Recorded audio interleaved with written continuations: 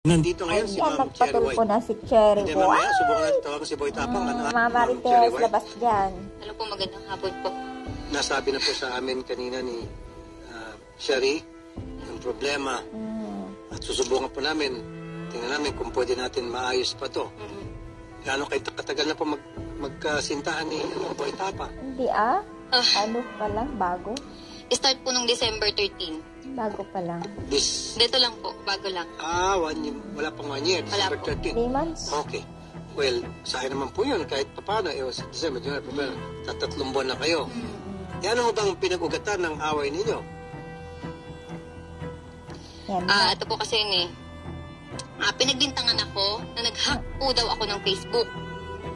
Yan, nahinak ko daw po yung Facebook, which is nung isang gabi po, akala niya hinak ko yung Facebook niya, pero lahat po ng Facebook nag-log out.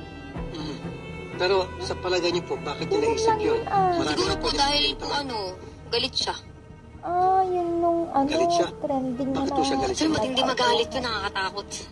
Kaya nga Boy Tapang Opo, nakakatakot talaga. Dapat prepared ka na kung makipagrelasyon ka sa Hindi, kanya. kaya nga po naipag-iwalay na ako Siyempre ma'am, nung pinasok mo relationship with him, alam mo kung ano yung karakter, yung pagkatao niya.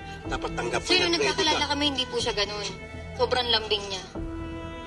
Sobrang bait niya. Matapang Okay, pala itong si Boy maganda yung sinabi mo. Tapang. So, Opo. ano sa tingin mo ang dahilan nung sobrang bait niya, sobrang lambing niya, biglang nag 360 degrees? Sir, selos. Ayun. sila Yan sinasabi pala nila, itong huwag ka si kasing Boy magkaroon ng Tapang. kasintahang maganda. Di ba? Kasi kung ikaw magkasintahang maganda, talagang marami kang problema dyan. Siyempre, Sir, natural. maganda. Hindi po daw ako maganda. Kasi sinasabi niya sa live, unggoy ka din. Tanggalin mo yung maskara mo. Kasi Ano sir, yung ritoke bato daw po yung ilong ko. Masama kong ritoke. Doon sa mga selosa at seloso, wag na kayo magkasintahan ng gwapo at maganda.